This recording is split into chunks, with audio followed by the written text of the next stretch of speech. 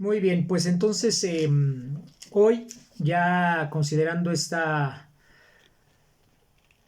breve introducción vinculada con los fraudes, la corrupción y los riesgos asociados.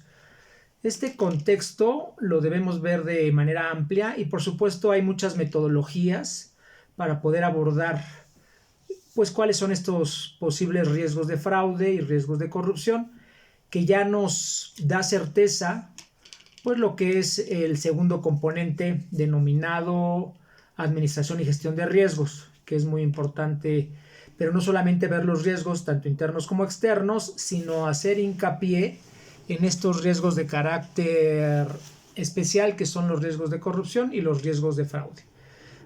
En ese sentido, pues entonces tenemos que estos riesgos de fraude y riesgos de corrupción pues ya están claramente identificados en los principios de la administración y gestión de riesgos, en donde sabemos que se deben definir claramente los objetivos por parte del titular, en donde tiene que haber una composición adicional vinculada al plan estratégico para que se logren aquellos objetivos y metas institucionales y por supuesto pues que se logren los famosos mandatos legales.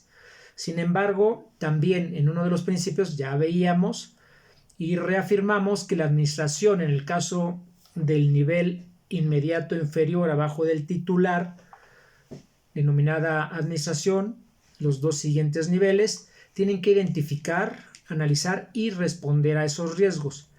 Pero en el tercer principio de la administración y gestión de riesgos, pues ya también nuevamente la responsabilidad como una condición sine qua non de la propia administración, como ya refería, los dos niveles abajo del titular, si es el presidente de la República, secretarios y subsecretarios, si es un gobierno de un estado, también los propios secretarios y subsecretarios, si es un gobierno municipal, pues tendrá que ver con la parte ya de los mandos que se encuentran abajo precisamente de la titularidad. Y en ese sentido también, si es un centro hospitalario, bueno, pues está el director y los dos niveles subsecuentes puede ser directores y subdirectores o subdirectores y jefes de departamento, según corresponda, a eso le denominamos la administración.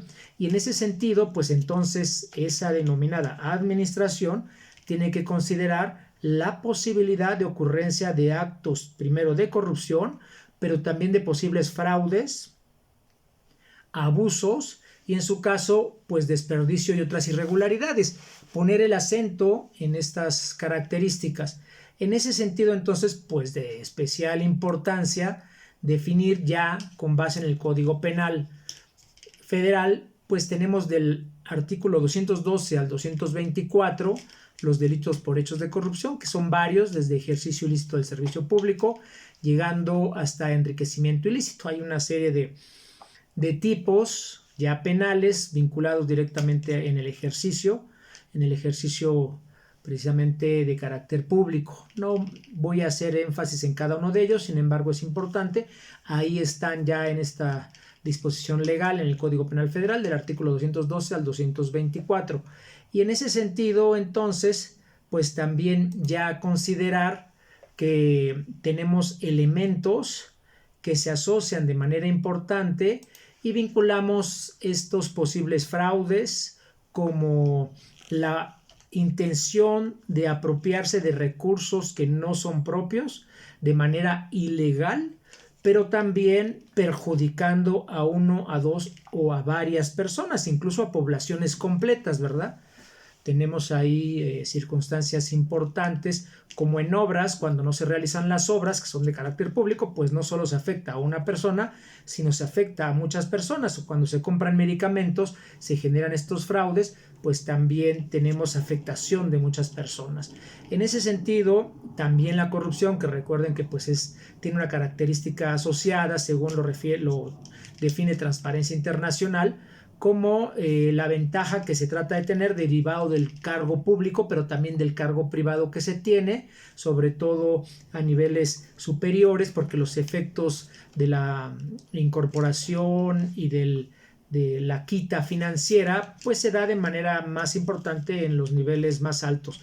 Recordemos que el 20% de los fraudes se encuentra en la parte superior, el 80% en la parte inferior, y el famoso Pareto 80-20 se invierte. En esos 20% que se da en la alta gerencia, en los mandos más altos, pues se llevan el 80% de los recursos. Así que tenemos que poner especial interés, no solo que se roben una cajita de aspirinas o que se lleven un cloro o un papel de baño o una silla, por supuesto es importante, sino las grandes decisiones que también impactan de manera muy relevante en el contexto, por supuesto, de este tipo de fraudes. En ese sentido, tenemos el famoso modelo del triángulo de la corrupción que genera a través del pensamiento, la reflexión y el análisis histórico Donald Creasy. Él en su libro Dinero de los demás hace esta mención en la página, específicamente en la página 30, en donde vemos este triángulo de la corrupción,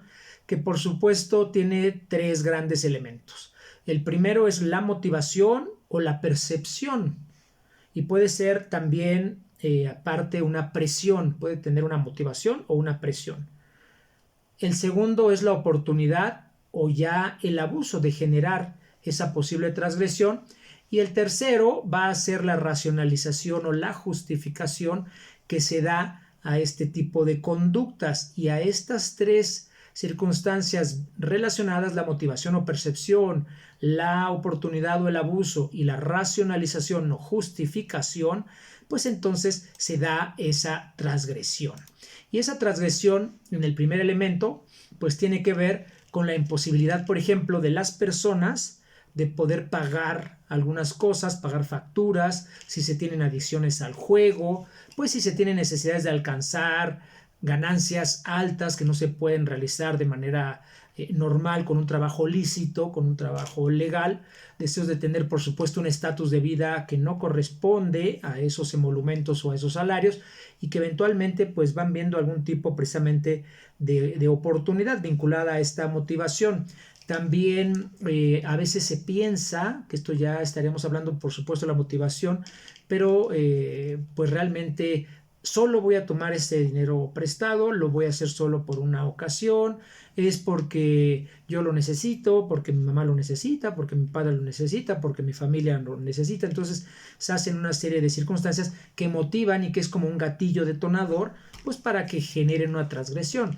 El segundo componente en relación a la oportunidad o al abuso se da cuando tenemos una serie de elementos. Por ejemplo, pues por supuesto tendrá que ser una circunstancia percibida en donde hay una oportunidad, ¿verdad? Una oportunidad, como lo dice la frase en inglés de broken window, de que está rota la ventana y entonces metemos la mano y sacamos pues lo que está atrás de esa ventana. Sin embargo, regularmente esa oportunidad es para poder generar ese ilícito. Ya se tiene la motivación en primer término y después la propia oportunidad, ¿verdad? Puedo hacerlo. Y eso se relaciona con los modelos económicos, los modelos legales, los modelos culturales, en donde se dan incluso una serie de elementos vinculados a la corrupción y al fraude que se llama impunidad. Y si la impunidad es alta, la gente entonces también piensa, pues si nunca agarran a nadie, a mí tampoco me van a agarrar. Entonces tenemos esa oportunidad y esa oportunidad, pues digamos, tiene un elemento crítico en donde el fraude que se supone que se va a realizar o que se realiza, 1, 2, 3 incluso, de manera frecuente, pues va a poder resolver esos problemas y sin mayor evento público, o sea, va a ser una circunstancia de carácter privado. Entonces mucha gente comete fraudes, delitos denominados de cuello blanco o de guante blanco para mantener esos estatus de carácter social, porque normalmente sus emolumentos, sus salarios, pues a veces no dan para poder tener ese tipo de nivel de vida. Y entonces, bueno, pues ahí, digamos, se da este tipo de circunstancias. Y el tercer componente es la racionalización o la justificación. Entonces, primero la motivación, que puede ser interna o externa, o ambas. Pero también puede haber una presión. Hoy en México, por ejemplo, pues hay presiones importantes de diferentes actores para que se hagan cosas o se dejen de hacer y eso impacta, por supuesto, sin lugar a duda, en estas circunstancias de fraude o corrupción. Se tiene la oportunidad, se tiene la estructura y se racionaliza, ¿verdad? La racionalización o el pensamiento pues tendrá que ver precisamente con estas características en donde lo que se identifica es que precisamente pues no va a pasar nada, solo estoy tomando este dinero prestado, me lo deben, gano poco, llevo muchos años trabajando aquí, y como ya les decía, ¿verdad? Se requiere, es para cubrir una necesidad de manera temporal. Entonces esta racionalización tiene que ver precisamente con la manera en que las personas están pensando justificar, me paso el alto porque tengo prisa y entonces, bueno, pues atropellan a alguien, ¿verdad? Y ahí se va escalando. Pues entonces vamos a generar un acuerdo con una empresa transnacional, como fue el caso de Odebrecht, pues para poder tener recursos, para poder tener una campaña política y se racionaliza, ¿verdad? Ayudar al partido o ayudar a México o ayudarme a mí mismo, etcétera, ¿no? Ya se va racionalizando ahí desde una perspectiva con estos tres componentes. Entonces vemos en este caso de estos componentes pues que son importantes para poder generar esa posible transgresión. Esa transgresión regularmente se da en el sentido de perjudicar y violar, por supuesto, los marcos legales, los marcos normativos. Entonces la idea con base en este modelo pues es reflexionar cuáles son las motivaciones, los gatillos que disparan, si tenemos los posibles controles para evitar que en caso de que se tengan esos gatillos, esos disparadores, esos ganchos en donde la gente dice, pues sí puedo hacerlo, ¿verdad?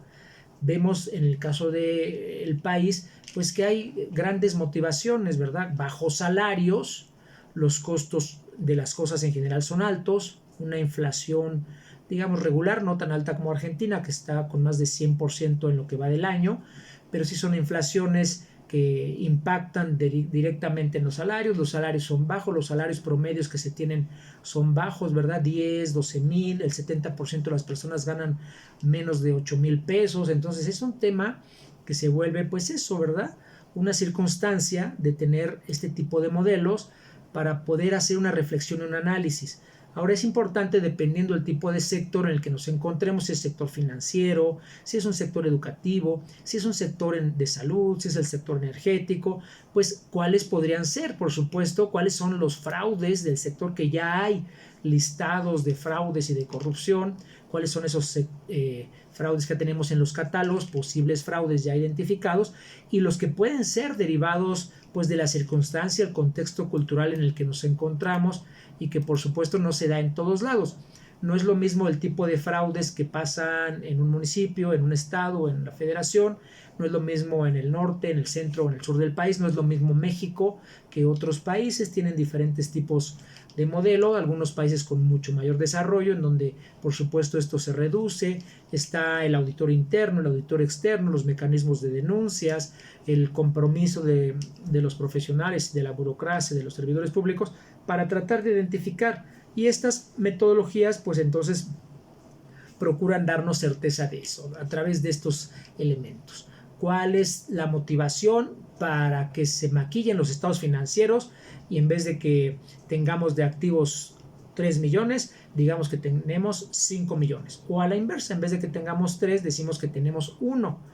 Entonces, por supuesto, ahí, tanto en la parte de plusvalías como de minusvalías, pues tenemos o el maquillaje de ingresos o egresos, las facturas falsas, los comprobantes que no están timbrados, los recursos que se trasladan o se transfieren a otras cuentas, a cuentas de carácter privado, la triangulación de los recursos, por supuesto hay que hacer el famoso follow the money. Esto tiene que estar respaldado con leyes, con disposiciones legales, pero también con fuertes códigos de ética que asocien una estructura que dé certeza precisamente al cumplimiento de esos principios y que entonces logremos reducir de manera importante esas posibilidades de transgresión. En el caso de México, 2 ejemplos les voy a poner. El primero, pues por ejemplo, con recursos del Fondo de Aportaciones de Salud Pública, pago de equipo o medicamento, de equipo para un hospital o de medicamento. en donde pues se deben de realizar licitaciones, tiene que haber una participación, una propuesta técnica, una propuesta económica, un fallo, verificar que efectivamente el proveedor tiene las capacidades, etcétera.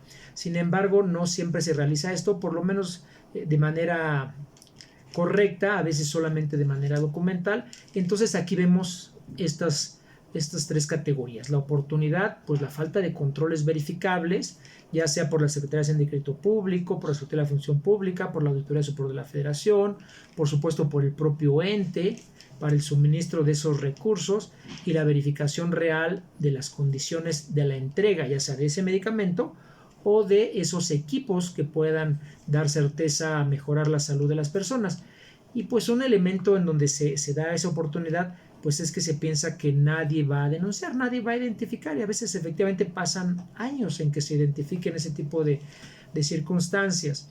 El segundo, pues la racionalización, en donde, como ya sabemos que no se atreven a denunciar si alguien conoce, porque si alguien denuncia, pues puede ser corrido, es identificado, es amenazado, etcétera. Hay una serie de condiciones que están alrededor de eso. Entonces, como no hay nadie sancionado, pues, o es muy rara vez cuando se llegan a sancionar, pues entonces que hay un alto nivel de impunidad, y se entiende esto, ¿verdad? Ya sabemos que en el caso de México, de cada 100 delitos solamente se denuncia uno, y de ese uno, cuando son 100, solamente el 5%. Entonces tenemos altísimo nivel de impunidad. Y el tercero, los incentivos. Bueno, pues puedo comprar, ¿verdad? Una vez que tengo ese recurso de esos equipos para los centros hospitalarios o de ese medicamento, que no es poco dinero, estamos hablando de miles de millones de pesos en algunas ocasiones, puedo comprar algo que a mí me satisfaga, ¿verdad? Una casa, un nuevo auto, una nueva camioneta.